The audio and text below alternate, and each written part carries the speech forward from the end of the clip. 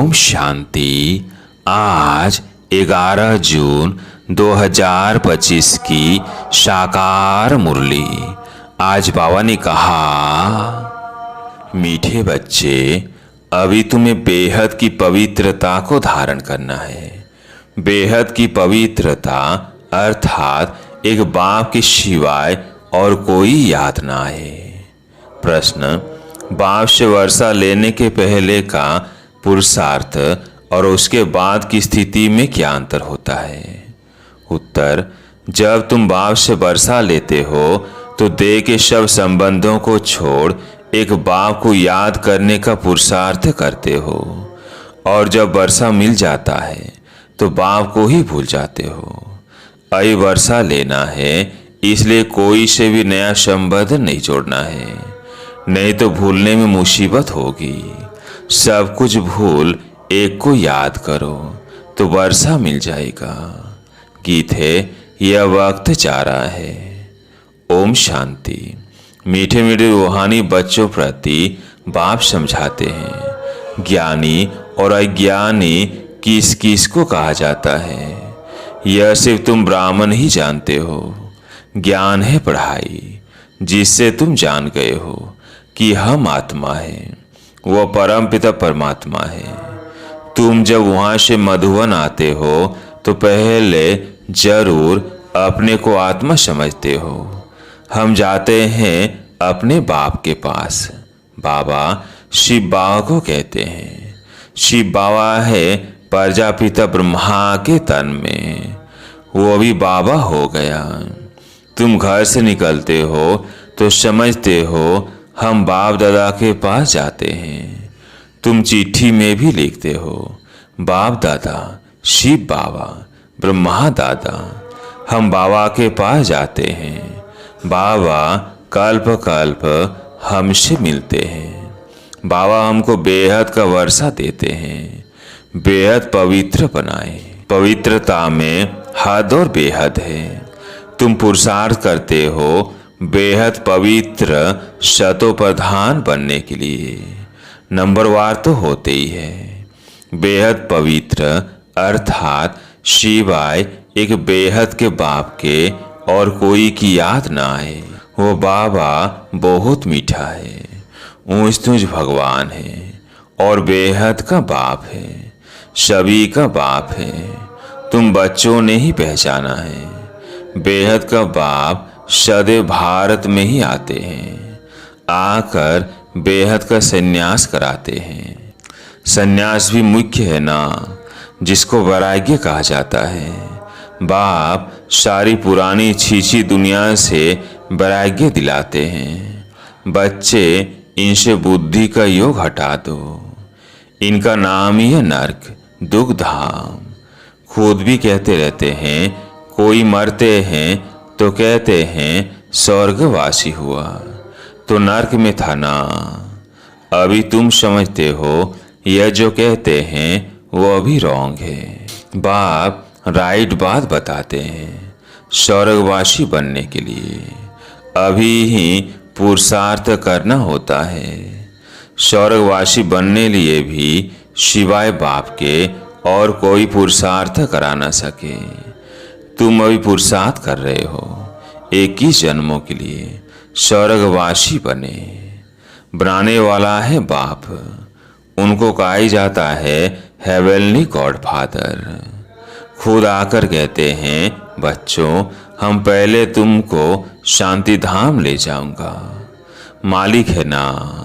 शांति धाम जाकर फिर आएंगे सुख धाम में पाठ बजाने। हम शांति धाम जाएंगे तो सब धर्म वाले शांति धाम जाएंगे। बुद्धि में ये सारा ड्रामा का चक्र रखना है। हम सब जाएंगे शांति धाम, फिर हम ही पहले आकर बाप से वर्षा पाते हैं। जिससे वर्षा पाना होता है उनको याद जरूर करना है। बच्चे जानते हैं वर्षा मिल जाएगा तो फिर बाप की याद भूल जाएगी। वर्षा बहुत सहज रीति मिलता है। बाप सम्मुख कहते हैं, मीठे बच्चों, तुम्हारे जो भी देह के संबंध है सब भूल जाओ। अभी कोई भी नया संबंध नहीं जोड़ना है। अगर कोई भी संबंध जोड़ेंगे तो फिर उनको भूलना पड़ेगा।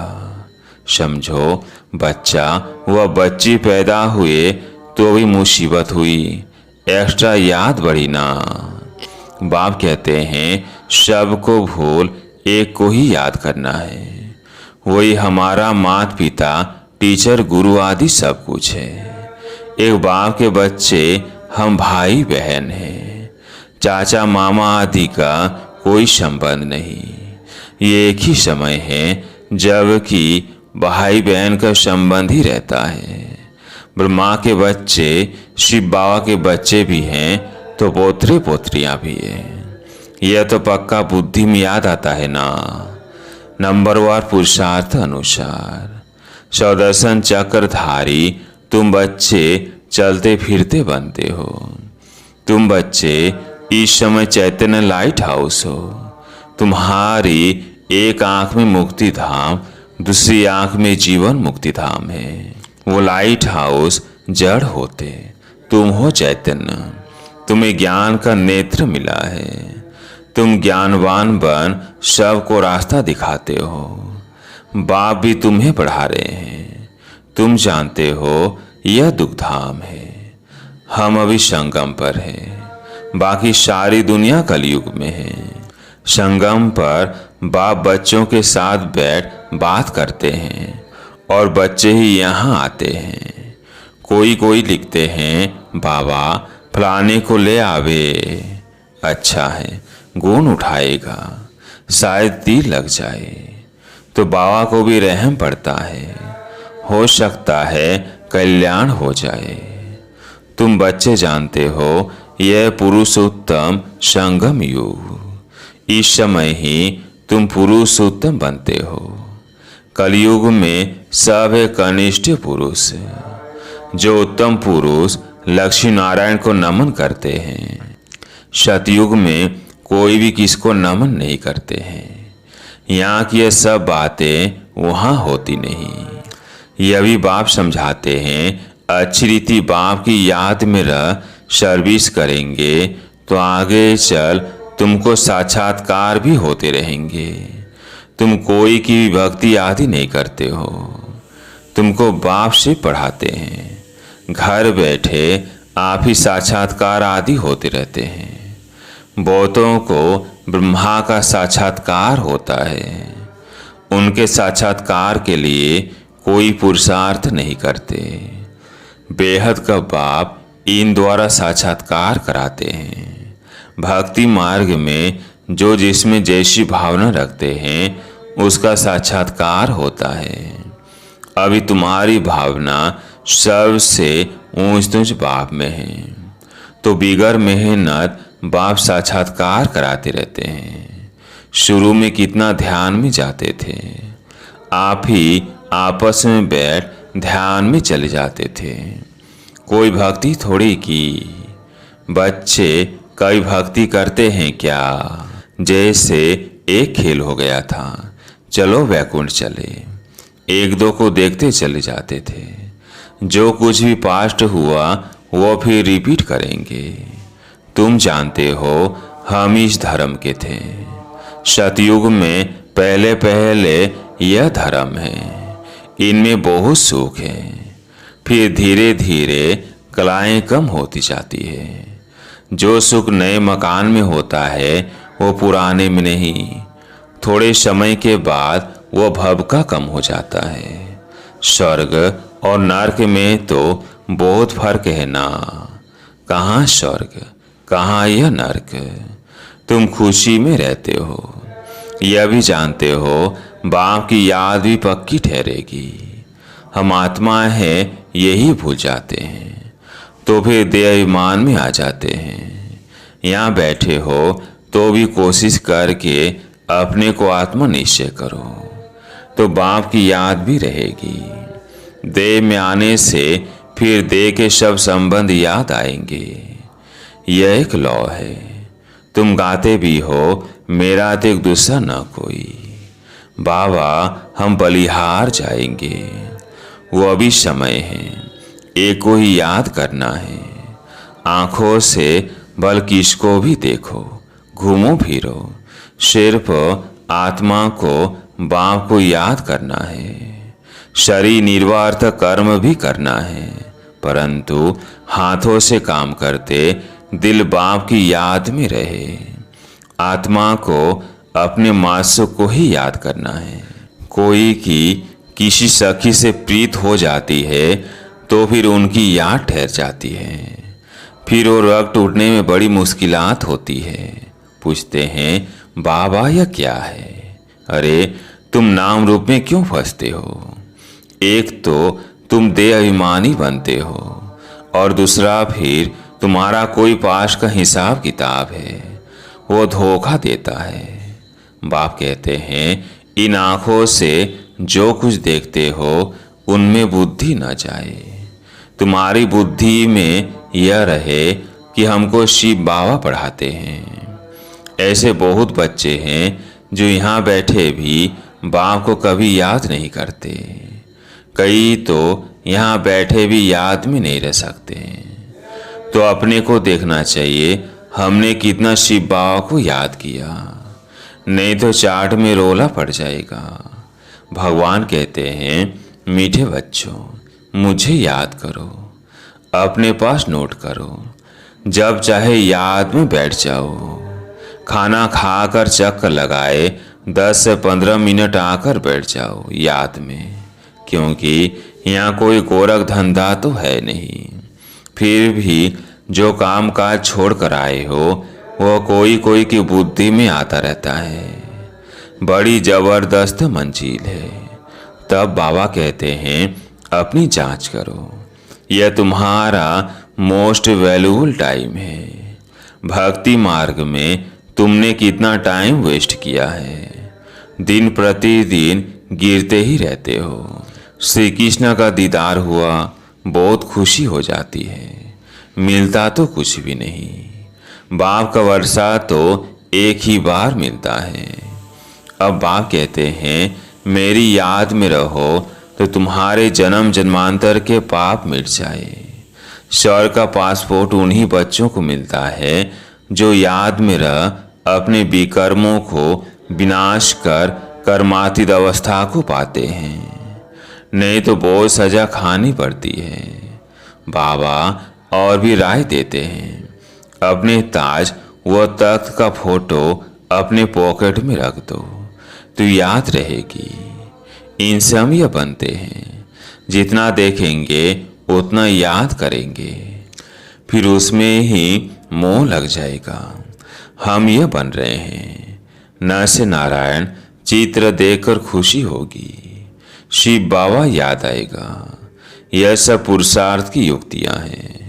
कोई से भी तुम पूछो, सत्यनारायण की कथा सुनने से क्या होता है? हमारा बाबा हमको सत्यनारायण की कथा सुना रहे हैं, कैसे 84 जन्म लिए हैं, वो भी हिसाब तो चाहिए ना। सब तो 84 जन्म नहीं लेंगे। दुनिया को तो कुछ भी पता नहीं है। ऐसे ही मुख से शिव कह देते हैं, इसको कहा जाता है थ्योरिटिकल, यह तुम्हारा प्रैक्टिकल। अभी जो हो रहा है उनके फिर भक्ति मार्ग में पुस्तक आदि बनेंगे। तुम सुदर्शन चक्रधारी बनकर विष्णुपुरी में जाते हो, यह नई बात है। रावण राज्य झूठ खंड, फिर सचखंड राम राज्य होगा। चित्रों में बड़ा क्लियर है। अभी इस पुरानी दुनिया का अंत है। 5000 वर्ष पहले भी विनाश हुआ था। साइंसदान जो भी है उन्हों को ख्याल में आता है कि हमको कोई प्रेरक है, जो हम यह सब करते रहते हैं। समझते भी हैं हम यह करेंगे तो इनसे सब खत्म हो जाएंगे, परंतु परवश है, डर लगा हुआ है। समझते हैं घर बैठे एक बम छोड़ेंगे तो खत्म कर देंगे। एरोप्लेन, पेट्रोल आदि की भी दरकार नहीं रहेगी। विनाश तो जरूर होना ही है। नई दुनिया सतयुग था। क्राइस्ट से 3000 वर्ष पहले स्वर्ग था। फिर अब स्वर्ग की स्थापना हो रही है। आगे चल समझेंगे। तुम जानते हो स्थापना जरूर होनी है, इसमें तो पाए का भी संशय नहीं। वो ड्रामा चलता रहता है कल पहले मुआफिक। ड्रामा जरूर पुरुषार्थ कराएगा, ऐसे भी नहीं जो ड्रामा में होगा सो होगा। पूछते हैं पुरुषार्थ बड़ा या प्रारब्ध बड़ी? पुरुषार्थ बड़ा, क्योंकि पुरुषार्थ की प्रारब्ध बनेगी। पुरुषार्थ बिगर कभी कोई रह न सके। तुम पुरुषार्थ कर रहे हो ना, कहाँ कहाँ से बच्चे आते हैं, पुरुषार्थ करते हैं, कहते हैं बाबा हम भूल जाते हैं। अरे शिव बाबा तुमको कहते हैं मुझे याद करो। किसको कहा? मुझ आत्मा को कहा। बाप आत्माओं से ही बात करते हैं। शिव बाबा ही पतित पावन है, ये आत्मा भी उनसे सुनती है। तुम बच्चों को यह पक्का निश्चय रहना चाहिए कि बेहद का बाप हमको विश्व का मालिक बनाते हैं। वो है ऊंचते ऊंच, प्यारे ते प्यारे बाप। भक्ति मार्ग में उनको ही याद करते थे। गाते भी हैं तुम्हारी गति मति न्यारी, तो जरूर मत दी थी। अब तुम्हारी बुद्धि में है इतने सब मनुष्य मात्र वापिस घर जाएंगे। विचार करो कितनी आत्माएं हैं, सबका सिजरा है। सब आत्माएं फिर नंबरवार जाकर बैठेंगी। क्लास ट्रांसफर होता है तो नंबरवार बैठती है ना, तुम भी नंबरवार जाते हो। छोटी बिंदी यानी आत्मा नंबरवार जाकर बैठेगी, फिर नंबरवार आएगी पाठ में। यह रुद्र माला। बाप कहते हैं इतने करोड़ आत्माओं की मेरी माला है। ऊपर में मैं फूल हूँ, फिर पाठ बजाने के लिए सब यहाँ ही आए हैं। यह ड्रामा बना हुआ है। कहा भी जाता है बना बनाया ड्रामा है। कैसे यह ड्रामा चलता है सो तुम जानते हो। सबको यही बताओ कि अपने को आत्मा समझ बाप को याद करो तो तुम्हारे भी कर्म विनाश होंगे, फिर तुम चले जाएंगे। यह मेहनत है, सबको रास्ता बताना है, तुम्हारा फर्ज है। तुम कोई देधारी में नहीं फंसाते हो। बाप तो कहते हैं मुझे याद करो तो पाप भस्म हो जाएंगे। बाप डायरेक्शन देते हैं सो तो करना पड़ेगा। पूछने की क्या बात है, कैसी भी करके याद जरूर करो। इसमें बाबा क्या कृपा करेंगे। याद तुमको करना है, वर्षा तुमको लेना है। बाप स्वर्ग का रचयिता है तो जरूर स्वर्ग का वर्षा मिलेगा। अभी तुम जानते हो ये झाड़ पुराना हो गया है, इसलिए इस पुरानी दुनिया से वैराग्य है। इनको कहा जाता है बेहद का वैराग्य। वो हठ योगियों का है हद का वैराग्य, और वो बेहद का वैराग्य सिखला न सके। बेहद के वैराग्य वाले फिर हद का कैसे सिखलाएंगे। अब बाप कहते हैं शिकिलधे बच्चे। तुम भी कहते हो कितना शिकिलधा बाप है। 63 जन्म बाप को याद किया है। बस हमारा तो एक बाप दूसरा ना कोई। अच्छा, मीठे मीठे शिकिलधे बच्चों प्रति माता पिता बाप दादा का याद प्यार और गुड मॉर्निंग। रूहानी बाप की रूहानी बच्चों को नमस्ते। हम रूहानी बच्चों की रूहानी बाप दादा को याद प्यार गुड मॉर्निंग नमस्ते नमस्ते। धारणा के लिए मुख्य सार। पहला पॉइंट है स्वर्ग में जाने का पासपोर्ट लेने के लिए बाप की याद से अपने विकर्मों को विनाश कर कर्मातीत अवस्था बनना नहीं है। सजाओं से बचने का पुरुषार्थ करना है। दूसरा पॉइंट है ज्ञानवान बन सबको रास्ता बताना है। चैतन्य लाइट हाउस बनना है।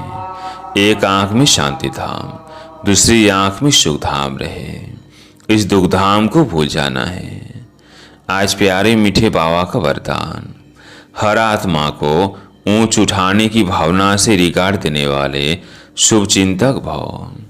हर आत्मा को ऊंच उठाने की भावना से रिगाड़ देने वाले शुभ चिंतक भव। हर आत्मा के प्रति श्रेष्ठ भावना अर्थात ऊंच उठाने की व आगे बढ़ाने की भावना रखना अर्थात शुभ चिंतक बनना। अपनी शुभ वृत्ति से शुभ चिंतक स्थिति से अन्य के अवगुणों को भी परिवर्तन करना। किसी की भी कमजोरी व अवगुण को अपनी कमजोरी समझ वर्णन करने के बजाय व फैलाने के बजाय समाना और परिवर्तन करना, यह है रिगार्ड। बड़ी बात को छोटा बनाना, दिल शिकस्त को शक्तिवान बनाना, उनके संग के रंग में नहीं आना, सदा उन्हें भी उमंग उत्साह में लाना, यह है रिगार्ड। ऐसे रिगार्ड देने वाले ही शुभ चिंतक हैं। आज के स्लोगन, त्याग का भाग्य समाप्त करने वाला पुराना स्वभाव संस्कार है, इसलिए इसका भी त्याग करो। त्याग का भाग्य समाप्त करने वाला पुराना स्वभाव संस्कार है, इसलिए इसका भी त्याग करो। आज का व्यक्ति सारा, आत्मिक स्थिति में रहने का अभ्यास करो, अंतर्मुखी बनो। जैसे ब्रह्मा बाप एकांत प्रिय होने के कारण सदा अंतर्मुखी रहे। मैं आत्मा हूँ, मैं आत्मा हूँ, यह पाठ पक्का किया, जिस कारण वे स्वयं भी सदा शांति और सुख के सागर में समाये रहे और अन्य आत्माओं को भी अपने शुद्ध संकल्प और वाइब्रेशन द्वारा, वृत्ति और बोल द्वारा, संपर्क द्वारा शांति की व सुख की अनुभूति कराते रहे। ऐसे फॉलो फादर करो। अच्छा, ओम शांति।